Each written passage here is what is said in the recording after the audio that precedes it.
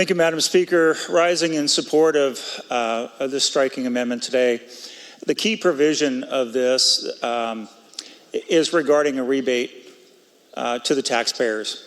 And I think that rebate is a very important thing to do.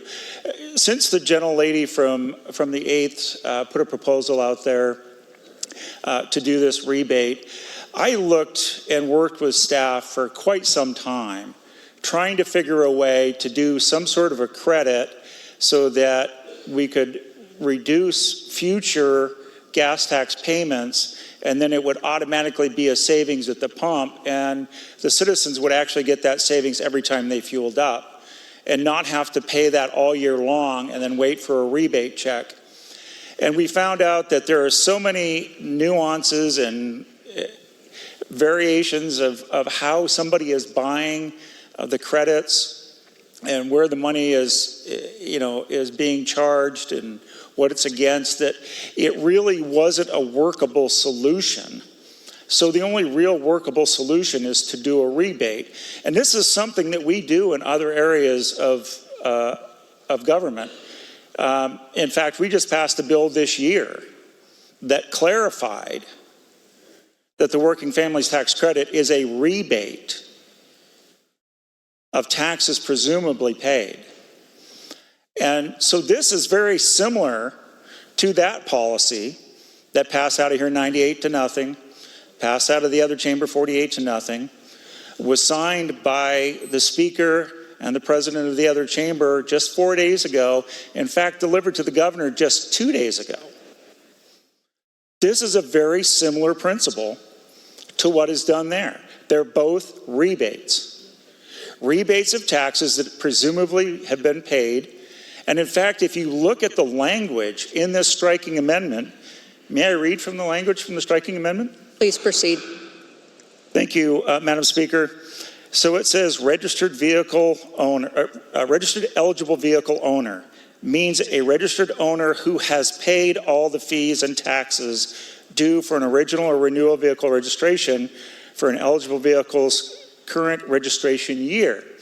If you look at 1895, which was the other bill that I referred to, it says that you have to pay taxes, and it's a rebuttable presumption that if you have lived here during the previous year and the year that you're claiming that rebate for, that you are presumed to have paid those taxes. Thus, that's a rebate.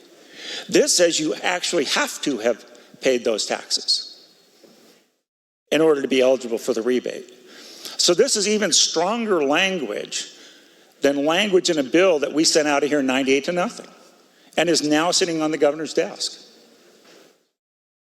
And Madam Speaker, I can tell you from my own experience, I drove 23,000 miles last year at about 27 miles per gallon. That's about $950 or 950 gallons. And with an increased fuel cost of 50 cents a gallon, that's about $475 more that I paid. I've got people in my district that drive a lot more miles than I do, use a lot more fuel than I do.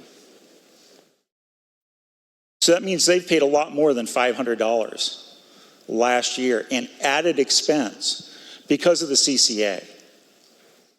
And we heard the gentleman from the 19th on an earlier amendment talk about how it's not such a good deal to pay $800 or $1,000 to get $200 back.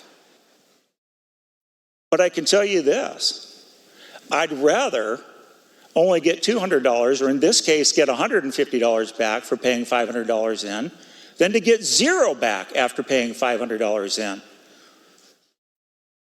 The amount of this rebate is going to help many of our citizens to afford that next tank of gas. Maybe even afford that next bag of groceries. It probably won't pay for the entire next payment on their insurance bill. There's a lot of things that it won't pay for, but it sure is going to help. And Madam Speaker, since we left town last year, since the budget was written last year, for the 4-year outlook period, our revenues are up $3.3 billion. My goodness, can't we give some of that back to the taxpayers who have paid it in? I think we can. I think we should. Please adopt this amendment.